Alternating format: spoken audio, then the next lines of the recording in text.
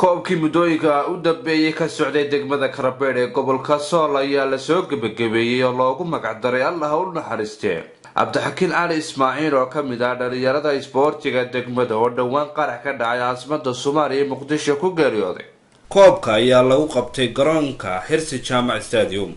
koobka oo muddo soconayay ayaa waxa ciyaarayay 5 kooxood finaanka isugu soo haray labada kooxood oo kala ah Star iyo Hegan iyadoo ay guushu ku raacday hal iyo eber kooxda Star oo ku badisay 3 gool. ciyaartan ayaa ahayd mid xamaasadeedu aad u sareyso ay ka soo qayb galeen taageerayaal kala duwan oo kala taageeraya labada kooxood.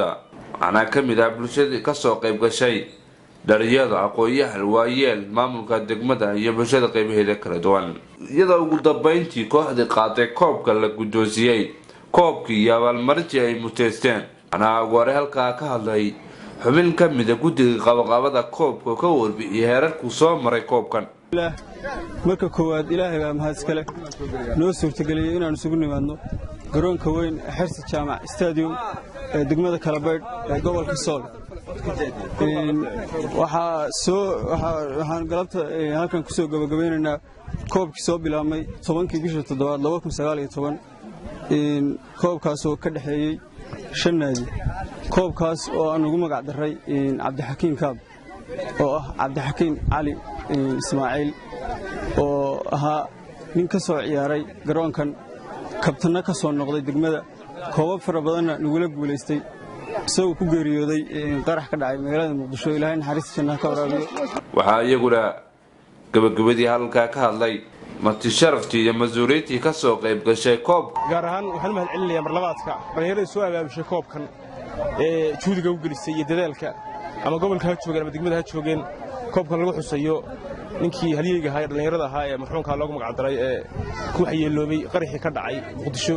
waxaan maanta joognaa xiritaanka koob muddo soo socday oo kooxaha degmada Kalabeyd ay ku loolamiyeen kooxahaas oo 5 kooxood ah.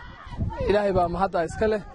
marka xigta waxaan u mahad celinaynaa dhammaan ciddii ka soo qayb qaadatay ama soo agaasintay koobkan inuu ka dhaco degmada Kalabeyd ee gobolka Sool.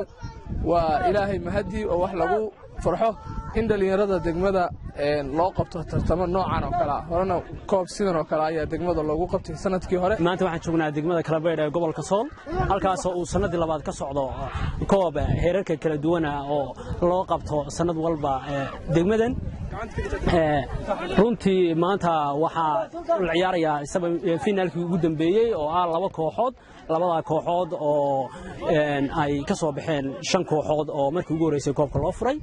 maanta kooxda Star ayay raacaysaa guushu kale.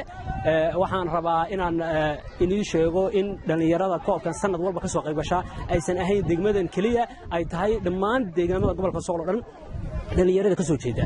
waxaan kaloo rabaa halkan inaan uga mahad celiyo dhammaan ciddii ka qayb qaadatay koobkan inay maanta uu halkaas soo gaadho iyo ciddii soo agaasintayba waan mahad celinayaa. ilaahay waa mahad leh inoo suurtageliyay inaynu galabta soo xidhanno tartankan ku saabsan isdhexgalka dhalinyarada